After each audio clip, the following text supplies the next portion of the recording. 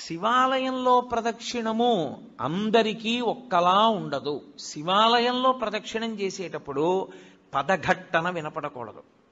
మీ అడుగుల చప్పుడు కాని వినపడిందా ప్రదక్షిణం చేసేటప్పుడు మహాపాపం వేస్తారు ఖాతాలో.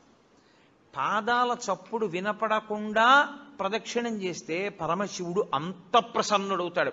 శివాలయంలో ప్రదక్షిణం చేత వచ్చేస్తుందంతే శక్తి అంతా. అసలు శివాలయంలోకి వెళ్ళి లింగాన్ని చూడడం కాదు, మీరు శివాలయంలో శివుడు 8 రూపాలతో ప్రకాశిస్తూ ఉంటాడు. ఇప్పుడు ఈ 8 శివస్వరూపాలే.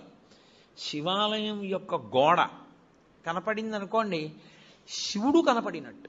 అందుకే శివాలయం యొక్క ప్రాకారము శివుడు, శివాలయం యొక్క గోపురము, పెద్ద ఆలయ గోపురం ఉంటుంది, ఆ ఆలయ గోపురము శివుడు, ధ్వజస్తంభము శివుడు. మీరు లోపలికి వచ్చిన తర్వాత శివలింగం ఉన్నటువంటి ఆలయ గోపురము శివుడు, లోపల ఉన్న శివలింగము శివుడు, అర్చక స్వామి శివుడు, చండీశ్వరుడు శివుడు, బలిపీఠము శివుడు. 8గా ఉంటాడు శివుడు. ఈ 8 మీకు ఏది కనపడినా మీకు శివదర్శనమైనట్టు లెక్క. నేను గోడ ఒకటే చూశాననుకోండి, నేను శివదర్శనం చేసినట్టు. నేను ధ్వజం వంక చూశాననుకోండి, నాకు శివదర్శనం అయిపోయినట్టు. నేను గోపురం చూశాననుకోండి, నేను శివదర్శనం చేసేసినట్టు. నాకు అర్చకుడు కనపడ్డాడనుకోండి, శివదర్శనం చేసినట్టు. చండీశ్వర స్థానం దగ్గరికి వెళ్ళాడనుకోండి, శివదర్శనం చేసినట్టు. ఈ 8 చూశాడనుకోండి, పూర్ణంగా శివదర్శనం చేసినట్టు. ఎందుకంటే శివతత్వము ఎప్పుడూ అష్టమూర్తి తత్వంగానే వెడుతుంది. 8 అంకెకి కట్టుబడాలి శివతత్వం. అందుకని ఈ 8 యందు పరమశివుని యొక్క తేజస్సు ఉంటుంది. శివుడే 8గా ఉంటాడు. ఈ 8 మీరు ఏది దర్శనం చేసినా శివాలయంలో శివదర్శనము చేసినట్లే. కాబట్టి ఇప్పుడు తూర్పున ఉన్నటువంటి ముఖం తత్పురుష ముఖం. ఈ తత్పురుష ముఖం వాయువు మీద అధిష్టానంగా ఉంటుంది. ఉండి లోకమునంతటినీ తిరోధానం చేస్తూ, మీరు ప్రదక్షిణం చేస్తూ ఇలా ఎడం పక్కకు వస్తే దక్షిణ దిక్కు వస్తుంది. దక్షిణాన్ని చూస్తూ దక్షిణామూర్తి ఉండాలి శివాలయంలో. శివాగమంలో దక్షిణాన్ని చూస్తూ దక్షిణామూర్తి ఉండకుండా శివాలయం కట్టకూడదు.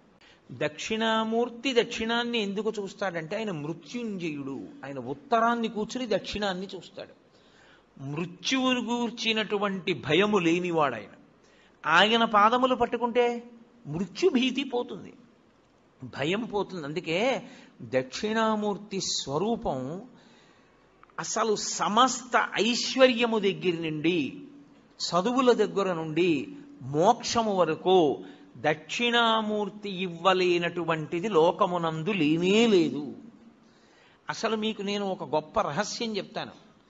ధ్యానం చెయ్యడానికి అత్యంత యోగ్యమైనటువంటి స్వరూపం ఏదో తెలుసా? చాలా గొప్ప స్వరూపం దక్షిణామూర్తి స్వరూపం. దక్షిణామూర్తిని కానీ మీరు ధ్యానం చెయ్యగలిగితే మీకు ఏది అభ్యున్నతిని కల్పిస్తుందో అవన్నీ మీకు ఈశ్వరుడు ఇచ్చేస్తాడు. ఆయన ధ్యానం చాలు. అంత మంగళప్రదమైన స్వరూపం, అంత అందమైన స్వరూపం, అంత సౌమ్యమైన స్వరూపం ధ్యానానికి వేరొకటి ఉండదు. అత్యంత ఆకర్షణీయమైన మూర్తి నటరాజు. అత్యంత మంగళప్రదుడు, ధ్యానయోగ్యుడు దక్షిణామూర్తి.